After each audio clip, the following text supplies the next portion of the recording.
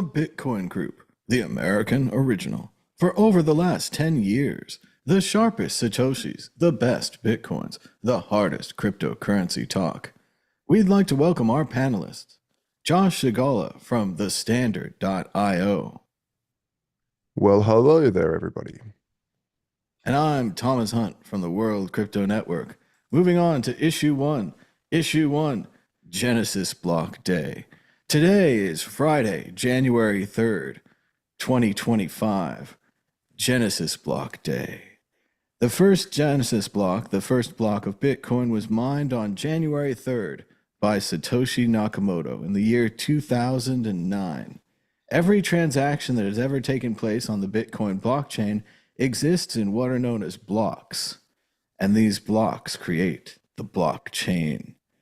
Josh Sigala, Genesis Block Day, also when Satoshi inputted the headline from the front page of the Times for January 3rd, 2009, Chancellor on brink of second bailout for banks. As it says here, the message is a reference to the financial crisis, which many believe was caused by reckless monetary policies of central banks, largely the reason for Satoshi's creation of Bitcoin. Josh Sigala, what do you think about Genesis Block Day, January 3rd? Yeah, I love it. Congratulations, everybody. The thing that I love about the Chancellor on brink of second bailout for the banks or whatever the article was, is that it's such a spy thing to do. It's such a sort of old school way of time stamping.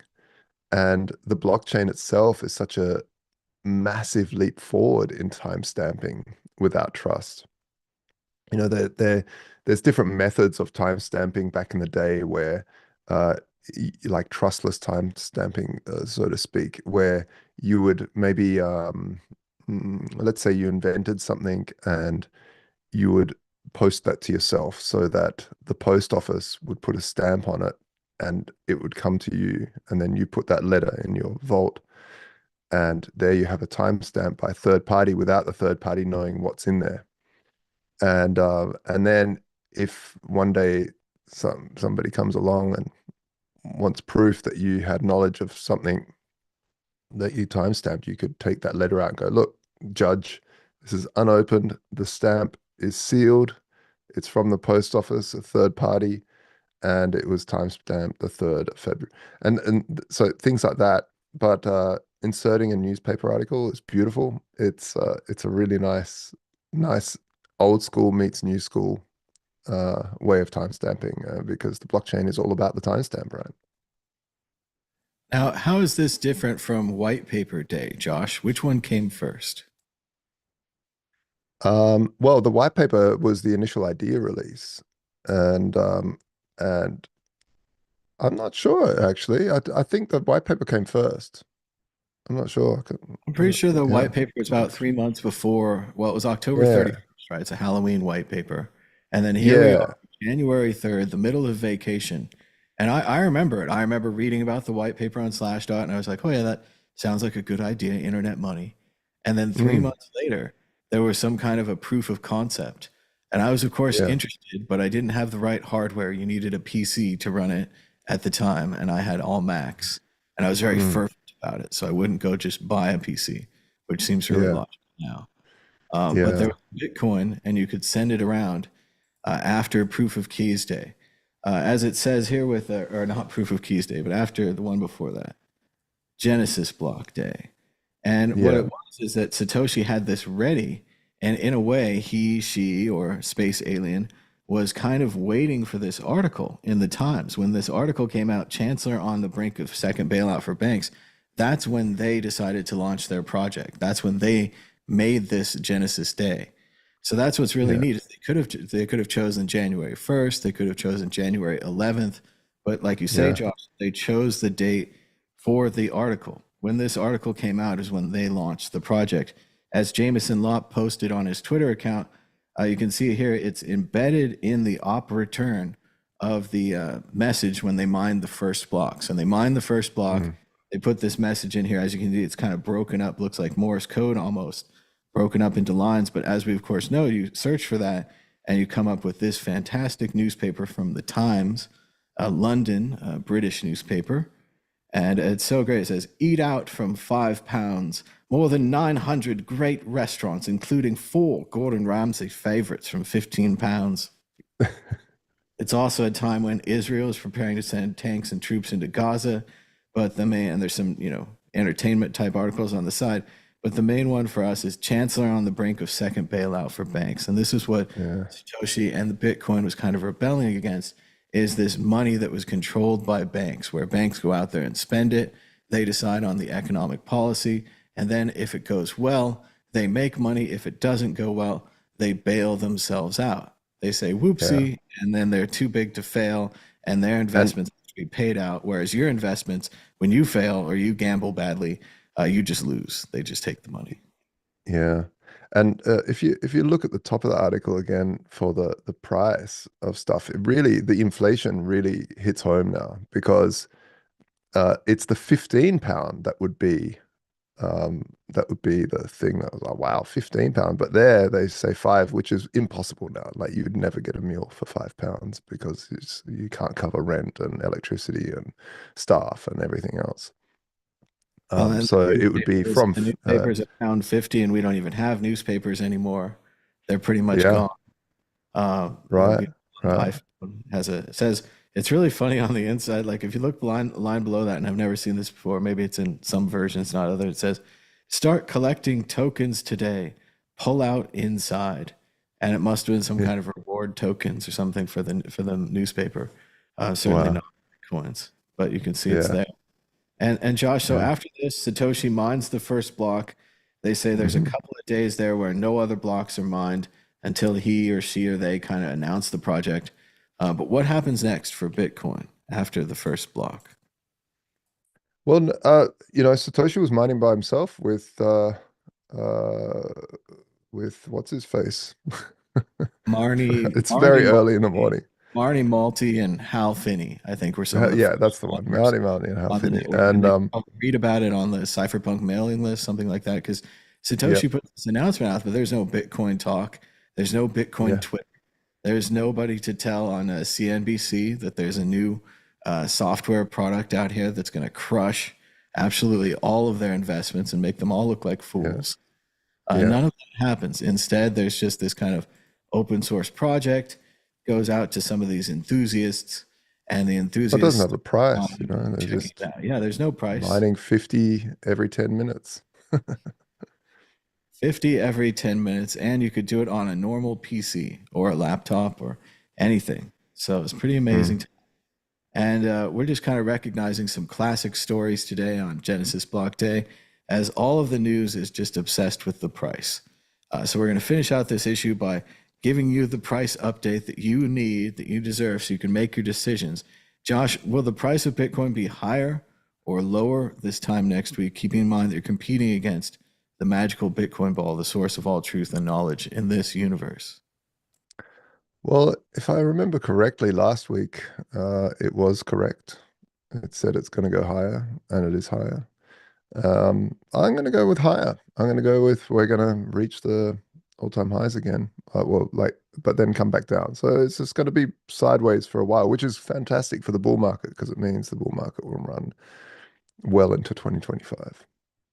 I think it's all bull market, Josh. Everyone was afraid for a couple of days there. There was the downturn, and now nothing at all, just back to up. But let's see what the ball says. Here we are. Will the price of Bitcoin be higher this time next week? My sources say no. My Oh, sources say no. The ball is bearish. So much for us.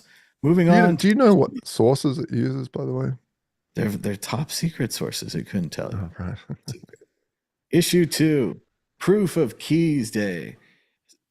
Interestingly enough, there's another Bitcoin holiday today on January 3rd, kind of latching on to Genesis Block Day, putting it in there with Satoshi's birthday and White Paper Day, as we seem to have so many Bitcoin holidays now.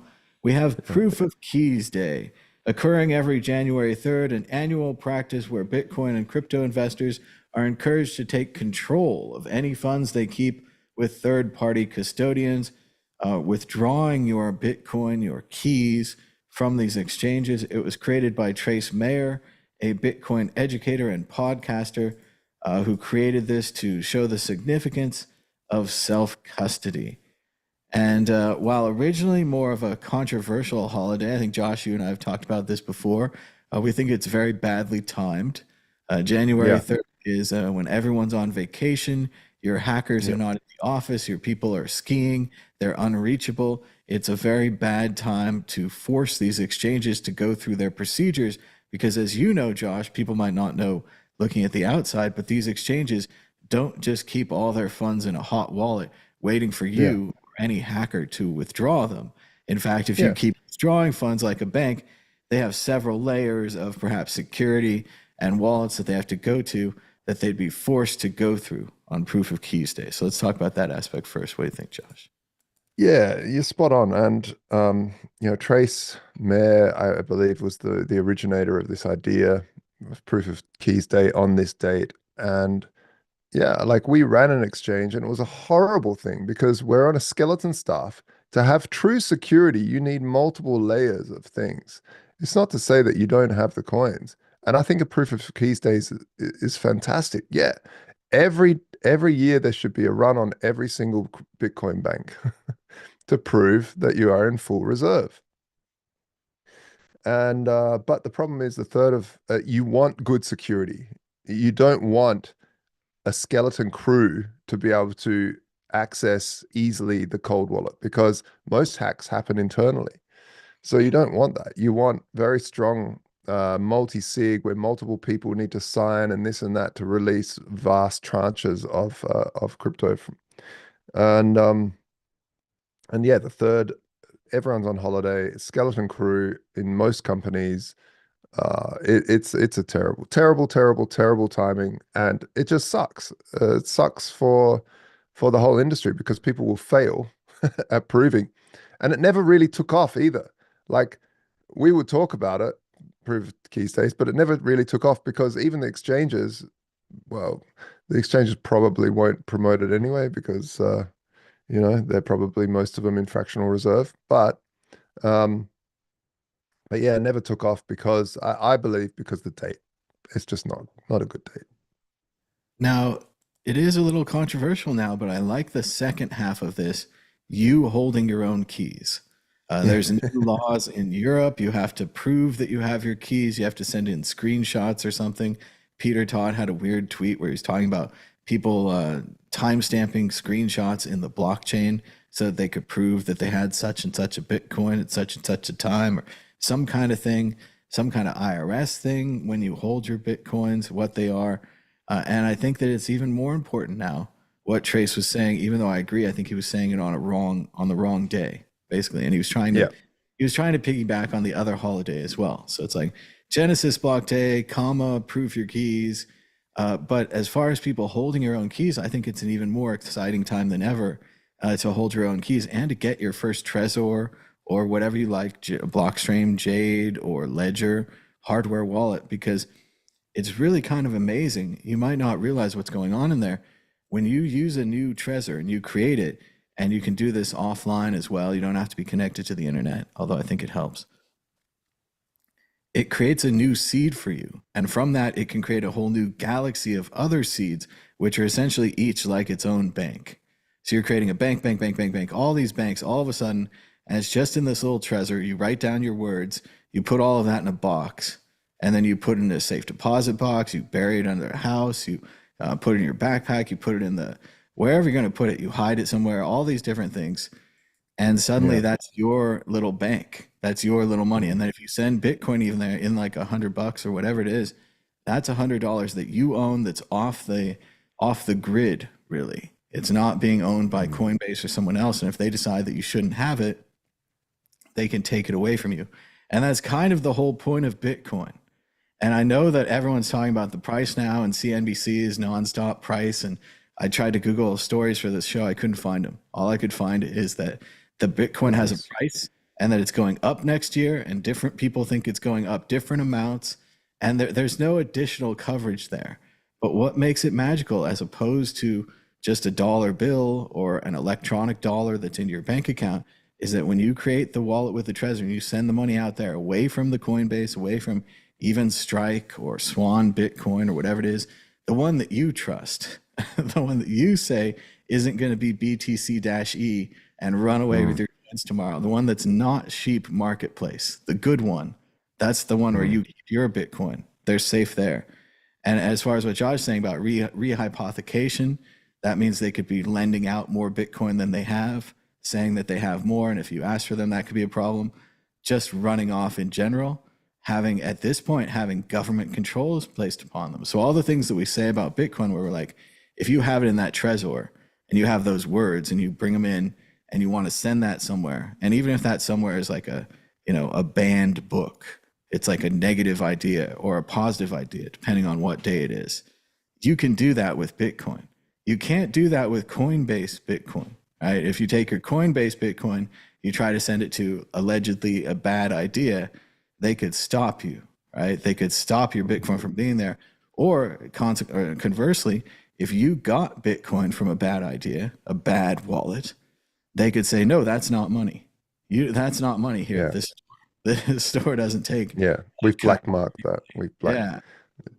I mean, And that's the whole point of real also, Bitcoin. So, and that's why you want to use it. That's why you want to learn about it. That's why it's valuable. It's not just valuable yeah, because they put it on TV and they reprice the price and they say it's going up next week. It's going up next week. It's this core value that's always been there that we've talked about all time. That's yeah. still, and I think that If comes through in the second half of Proof of Keys Day because it's proof of keys on you, not about this exchange thing, taking down the exchanges, but just about yeah, you, like even getting $100 out of Coinbase into a Trezor wallet, starting to figure out like, buying a safe, getting a safe deposit box, getting multiple safe deposit boxes, mm, whatever you got to mm, do to provide physical security for that digital thing, because yeah, that can free you. And that can be really the freedom money that we talk about in Bitcoin is that off the grid, off the chain Bitcoin. yeah, yeah. And there's reasons to have your money on chain if you're a day trader, if you're sorry, on an exchange, if you're a day trader and such, and you're always going to be moving and exchanging. I understand it, but another way to think of it, which never gets mentioned, is that if you have your Bitcoin or your crypto on an exchange, you're effectively investing in in a startup, and how many startups fail? Uh, even worse, you're investing in a startup without any equity in the company because you're putting it there and you're not getting any return or anything from that company succeeding apart from keeping your Bitcoin. But most startups, and you can ask any VC, most startups fail. So what so even if it's not nefarious, even if they don't run off with your money or fractionally reserve it or whatever else, even if they're fully above board, they might just fail as a startup. And and then you've lost your money as well because maybe they've run out of whatever and then they get hacked or whatever. But most startups fail. So by you having your crypto on an exchange, you're effectively saying, here's startup that most likely will fail. I'm going to store all my keys on there and I don't want any equity in return. it's, it's amazing. So yeah, get your crypto off exchanges. It's Well, and and it I got to listen to my own it's the advice too. pattern. Like I didn't get any money from PayPal. I was an early user there. I didn't get any money from eBay or Amazon or any of these things. And in the same way, I didn't get any money from Coinbase. Coinbase Yeah, never did an airdrop. A lot of these NFT things, they've come in and given you an airdrop. They've said, "Hey, you traded a lot on our platform. You made NFTs happen. You hold a yeah. certain key. We're going to give you free money." Never Mm, happened on Coinbase, never happened on eBay, never happened on any of these platforms. And Bitcoin is your one chance where if you truly hold it, if you hold it in a Trezor wallet, if you have it offline, which again, part of that is that when you create the keys on the Trezor, it doesn't share the keys with your screen. It creates the yeah, keys on the little box right there. So it's like a little, for simplistic purposes, it's like a random number generator. And think about Yeah. how neat it is that you have a random number generator in a little box that can create this universe of keys for you, separate from even your computer, because your computer is spying on you and trying to steal your keys. And Coinbase is, already stolen your keys. But then there's this alternative to that. Well, you've given it to them. Or yeah, well, you have this Trezor, you have this like magical little key generator, and you have this like universe of keys Mm. that Mm. you can create, that you can control, and Yeah. it's pretty magical. But another aspect of holding your own keys is you have to go through every year or more and just check that you remember the process, because there's also been a lot of people that have lost their keys because they've screwed it up. Because there's this conundrum with security, is that the more secure something is, the more likely it is that you're going to screw it up.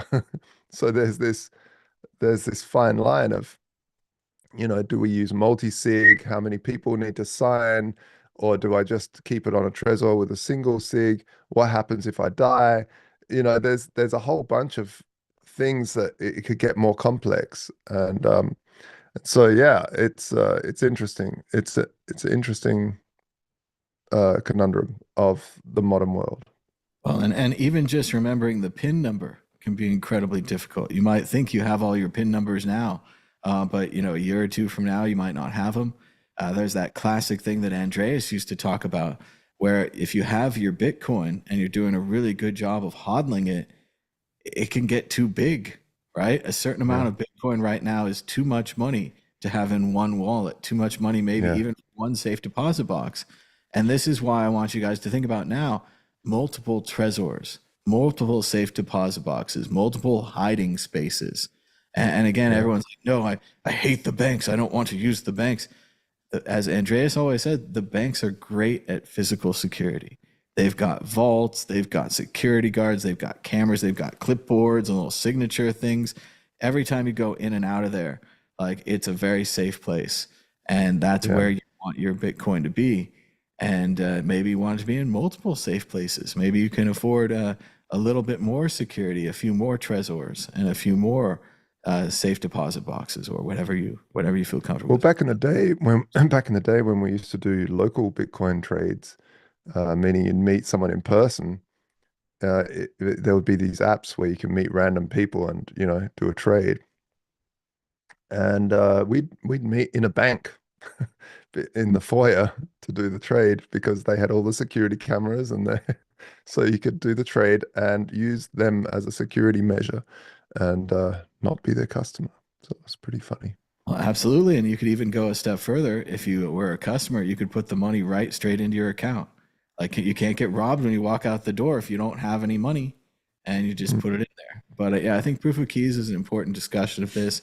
I think people on TV need to get behind this about sending out Bitcoin, sending it around, using it, putting it in hardware wallets, learning how it works, and learning that the reason it's valuable is because it works, and that it's a circle of value, and it's No, not Thomas, price.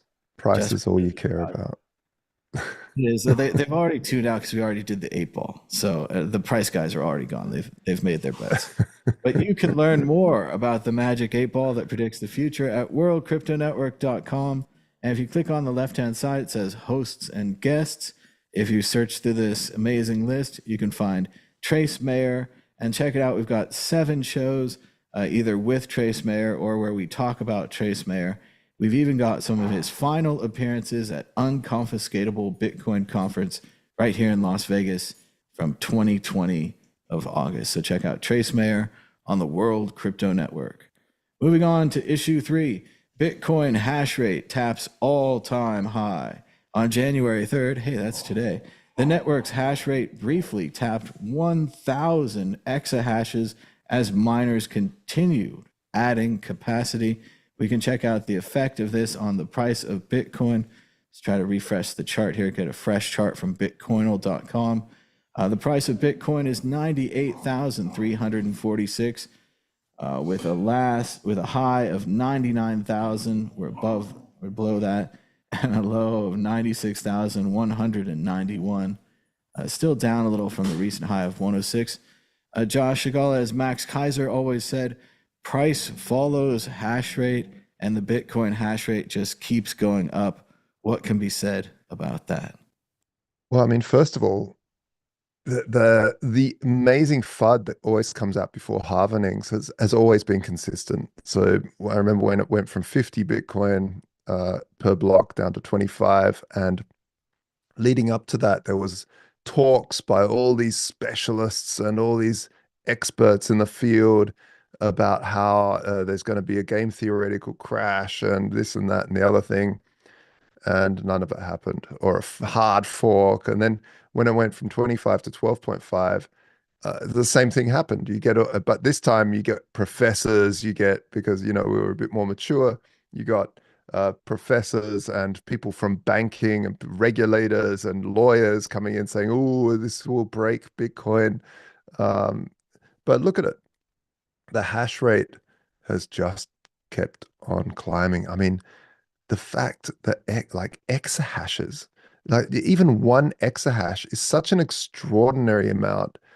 I remember it was below an exahash, and and someone did some brainiac did the math of, if Google turned on every single bit of their hardware that they have in every warehouse, including everyone's mobile phones that worked for them. Like, that's sort of where they went, and pointed it at the Bitcoin network, it wouldn't even add 1% or 5% or something. It was like a tiny amount of hash rate. The amount of hash rate is so extraordinary now. I mean, it's way over secure, I would say. You know? Um, but uh, it's a stunning number. It's a stunning number to see that even though we have a halving, uh, it just keeps going. So, the competition for those rare numbers is huge, and people keep on wanting to try. So as you can see on the chart here, the blue line is the hash rate, the black line is the price of Bitcoin. It seems like it doesn't really even get going until around 2017. We have a big bump in the price, but not the hash rate. But the hash rate just continues climbing. A bit of a drop there in 2021 of the hash rate. As you see, when the price went down big time, there was a hash rate drop. Then it recovers, but the price keeps going down. So that's really Mm. strange right there. Then we see the price start to recover. Then it's as if the price and the hash rate have linked up. And it's just diagonal Yeah. straight up, a little bit of wigglies, and then this fantastic little jump right here to 100K, while we see that the hash rate just keeps going up. It's a Yeah. And diagonal straight line up here. Like, if you could, you can't there, but I remember like trying to mine in like 2013 and stuff, and it was always more expensive to mine. And I've said it before on this show, like you you had to hold the mined Bitcoin for a while because you needed that capital gains to cover the electricity cost. Electricity was, even if when it was releasing 50 Bitcoin, the electricity was more than um, than it was mining. There's little periods there, like these spikes, where that wasn't the case. But generally speaking, you want to do that. So what's happening right now is that all these miners are in deficit. They're holding their Bitcoin, and eventually they hold so much that all these ETFs and such that want Bitcoin, they usually get it from miners. They get fresh Bitcoin. They can't get it until they start they offer more for them. What do you mean you can't give me the Bitcoin for 100K? Okay, I'll give you 105K for it. And then the miners, 106? Okay, 106. Boom, in mass. And they'll give them the Bitcoin. So miners, they need to hold. It's not profitable not to hold the Bitcoin for a little while until it's profitable. So when you mine, it's not instantly a win. we have a question in the chat about whether we'll see home miners or home nodes in the future. And I think part of the problem is what you're saying there, Josh, with mining is that the technology moves so fast. By the time they shipped you a home, heater miner or whatever it is, it's a spa heater, a miner, it heats your room, whatever it was. By the time they ship it to you, that chip is so hopefully obsolete, and it would be so slow and such a terrible miner that it might work as a heater, but it wouldn't actually get you any Bitcoin. So it's going to be very hard to get that level there. As far as the nodes, nodes operate differently and could be used at home, but wouldn't have the heating properties that miners had. So it's a lot harder to imagine them in the homes. So it Yeah. looks again, it looks like you look at this and you say, I got to get in on that Bitcoin mining, right? But I look at it, I see the opposite. I say, look at what a hard competition Bitcoin mining is. Look how much like energy and power and brain power and money is being thrown against Bitcoin mining. What a tough gig, right? What a tough competition to come out mildly ahead in that. Whereas on the other side, Bitcoin price, all you have to do is buy it and hold it, and it seems to match. So Yeah. I think that's where you We probably. have here a question as well. What happens when all coins are mined and all transactions are off chain? Well, th there's never a time when all coins are mined because it's always halved. So every 4 years it just halves. So I guess eventually after hundreds and hundreds of years it'll run out, but it'll just keep halving. So for instance, if you sell a percentage of your coins, you'll never run out of coins because you're always selling a percentage. You're not selling like the whole lot. Um, Saying that, it'll get down to a ridiculous amount where it goes from, and once we get down to 1 Satoshi or 2 Satoshis, I think what will happen is the whole network will fork to add more decimal points in behind, um, because otherwise every coin is worth every Satoshi is worth, $500 or something. It's not going to be. So if you add more slices to the cake, that makes it possible. But um, the thing is with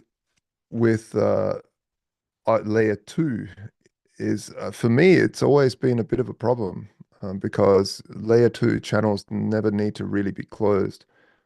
But I think a lot of people will want to close them and will want to open them, and it's in those times where the layer twos work, where you might want to move something into a layer two. Now, there's there's multiple ways of doing L2s. Like Lightning is just one way, and I'm really hopeful that there will be more push like there has on the Ethereum front to have a whole bunch of people trying different ways of doing L2s because you can't put everything on layer one. It just doesn't work. The reason being is because humans are insatiable. If you have cheap transactions, people will feel that. People will keep filling that. All of these blockchains are lying to you that say we can do it all on L1. They're all lying to you. They can't. Because if you make something cheap, then hey, why not run my entire computer on a blockchain and let someone else mine all the data? Why not just put rubbish in there for fun? Why not, I don't know, put every single just everything on the chain because it's cheap. Well, what's the point of having a price at all on chain if it's cheap? Well, what is cheap also, by the way? What's cheap to you is not cheap to someone else. Um, so layer twos allow you to scale that while batching all of those up in the layer two and still having the security of the one transaction in layer one. Um, I mean, I've talked about this a bunch of times, but you just can't. You need layer twos. You need them, and this is what and even maybe layer threes. The problem with layer twos and layer threes is liquidity, specifically on the Ethereum front, where you have decentralized exchanges and such, which I just find extraordinarily wonderful. Um, is that you start to run out of you start to thin out liquidity, and that's also a tough thing because you might have more liquidity on one chain, one L2, and less on another. So then you start having to deal with cross-chain stuff, and I think Chainlink's doing some good work there with cross-chain liquidity. But yeah, interesting problems, really interesting mathematical problems, and it's not just as easy as put everything on one chain. It really isn't. It really isn't. And there's a reason why it's been a massive argument for a long time. It's because it's not easy. I mean, I'm not saying it's impossible, by the way. Um, I'm just saying it's improbable. And we do have another comment from the chat. Tune in, drop out says the year 2140 is given as the date that all Bitcoin will be mined, and by that time, transaction fees will be larger than the block reward for the block. And I do think that's the way that transaction fees will rise to pay the miners, or companies or kind of governments like the United States government might want to mine Bitcoin to keep it going for the public good so that the public could continue using Bitcoin in 2140. And as we're postulating here, as Josh is saying, perhaps multiple layers will have been built on top of Bitcoin. So you'll keep the original Bitcoin running so you can use all the additional layers. There's also this fun idea with Zeno's paradox, where if you keep selling half of your Bitcoin, you'll never sell all of it because you'll sell half and then you'll sell another half, then you sell another half, and it'll keep get smaller, but you'll never sell all of it. Like if Josh and I tried to meet and we kept going half the distance together, Yeah. it would get very Yeah. small, but we'd never reach there. So And to Skeptic's point there, on his other one of all the transactions be on layer two and none will be on layer one. The thing is that layer two, how layer two works is that, well, on Ethereum, for instance, Arbitrum, they take every 10 minutes all the transactions that happened and all the fees that happened in those transactions to pay for that hash to be put into the L1 layer so that you can lock all that data into the security of L1. So the whole point of an L2 is you need the security of L1. In terms of how Lightning works, you want to basically send money to the L2. So that sending to, maybe you'll batch a whole bunch of transactions. Maybe 4,000 people want to get their money into an L2. You batch all those transactions into one. Everyone pays a little bit, pays for this one transaction with a huge amount of money, but then it's done. And then they work on the L2. And every so often, because it's an L2, you've not got the security of L1 yet. You might take thousands of people's transactions and say, hey, you want to all secure your funds? Do one transaction back to L1, um, and log that, log your timestamp, similar to the newspaper that Satoshi put in. how funny that Satoshi used a newspaper as his timestamp, and now people can use the Bitcoin blockchain that he created as their timestamp. That's pretty Yeah. fun. But I think we're running out of time for today. Josh, did you have a prediction or a story of the week? Well, I've brought it up a couple of times because it takes a long time. Writing smart contracts, we're building on Arbitrum, which is an L2 in Ethereum. And we're doing this because we can't build it on Bitcoin, what we're building with the standard. But auditing has finished, and we're fixing the few little bits and bobs that got found during the code audit.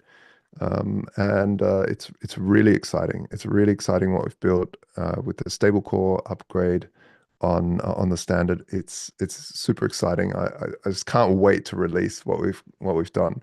So it's hardcore engineering. Like it's not got a picture of a monkey on the coin or anything like that for all you meme types, but it's proper infrastructure that we're building there at the standard. And yeah, I just can't wait to show you. My big thing has always been, how do we build stable coins without these centralized authorities? Because, Satoshi gave us this gift, this wonderful gift of decentralized money. And what have we done as a community? We've gone, Tether has given us a coin where they promise to have one coin for $1 in the bank. We've gone full circle. Like, it's ridiculous that we use. And Tether, as well as USDC, these centralized stablecoins are, for me, an existential threat to the entire system, because so much value is, pardon the pun, tethered to those stable coins. And if they collapse for whatever reason, just like I said in the start, they're all startups. Um, they could fail, or the government could take them, or whatever. There's so many ways that could go wrong. Basically, it takes down the system. Of course, Bitcoin will be fine. That's why Bitcoin is the one true love, the one thing that you should always have most of your holdings in.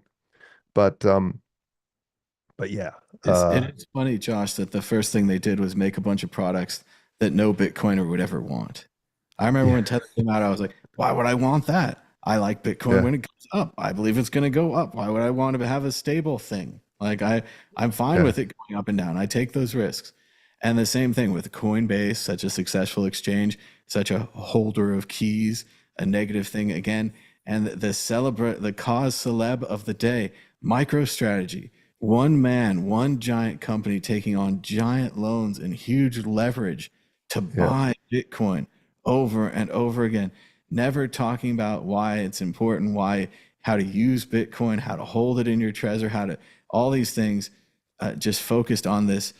It generates wealth. Well, we bought it because it generates wealth. Well, why'd you buy it? Because it generates wealth. I mean, we're locked into yeah. this, and we just see it coming through again and again and again. Well, I mean, the Just original ignore it, reason tell for us. But stable coins, like Victoria said last week, it's a possible collapse. These things, these overburdens on the system, these over concentrations of power and wealth, and we'll see yeah, what happens. Yeah. we'll see what happens. I mean, like the original reason for stable coins was because the government forced all of these exchanges to start to be overly regulated, and and basically forced banks to not bank with these exchanges that were popping up, that were trying to do new things. And so the exchanges were like, we can't get back. I know exchanges that had to have full-time staff, like a big staff group, opening bank accounts because they were closing bank accounts fast. So you had to keep on opening new bank accounts because they would close one, not because you're nefarious or whatever, just because you're a Bitcoin exchange, and every headline was bad back then about Bitcoin. So you had to keep on opening fresh bank accounts with new banks because this week that bank, shut our account. Why did you shut our account? We don't need to tell you. That was always the answer. So eventually they said, Tether came out and said, okay, well, you don't need a bank. You could just use a stablecoin. So you can be a crypto exchange with no, and it was also a bit of a hack because that way, a regulatory hack, because that way you didn't need any regulation. We're a pure crypto exchange. We don't deal with money because you guys haven't defined this as money. And so it was, and then I really saw the It was reason why it was a it stablecoins are was a so important. Binance level genius move. It was Binance level. It was Binance level. Yeah. Yeah.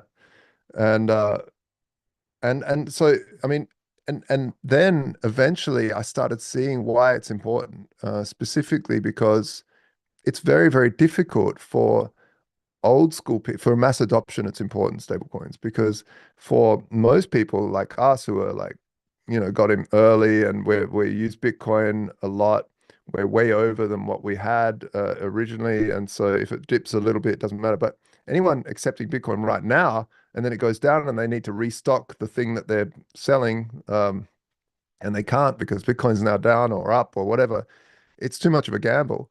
But not only that, you have these issues where people find it very, very difficult, specifically bookkeepers. I mean, not bookkeepers, not bookies. Well, they might find it difficult too. But Well, if you're keeping your bookmakers books, is or one thing, bookkeepers accountants, is another.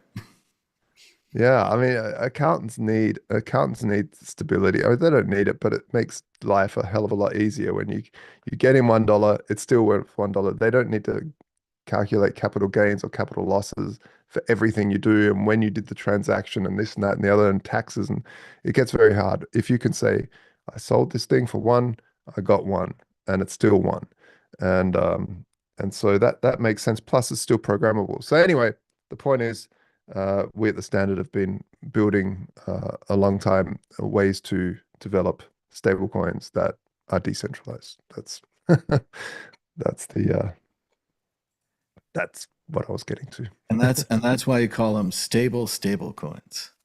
Stable, stable coin. Yeah, Marketing. exactly. There you go. Write that down. All right. But no, I don't know if I have a story of the week or anything to say. Thanks to everybody for joining us, giving us a thumbs up. It's kind of hard to do these shows during the holiday weekends and the holiday times.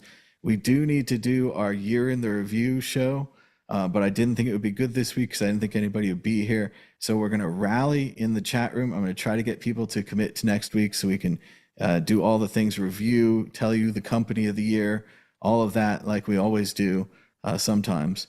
Hopefully do that next week. So that's my story of the week, is that hopefully we'll do the show next week. They're supposed to do this week. But I do think McLaughlin used to film a bunch of these. So I think he would pre-film the 2 year in review shows and then play them over the holidays when he was skiing on some mountain in Uh, Colorado. I'm pretty sure he didn't do this live that's every the lovely thing about having a full staff of people. time. So many additional people working for these big shows. But thanks to everybody for joining us, giving us a thumbs up. Thanks for saying hi in the chat or putting up a Yeah. comment later. It doesn't have to be all spam in the comments. There could be 1 or 2 comments that are like, I am not a spam comment, but I wouldn't say that because they'll probably spam you. But thanks so much for joining us. Until next time,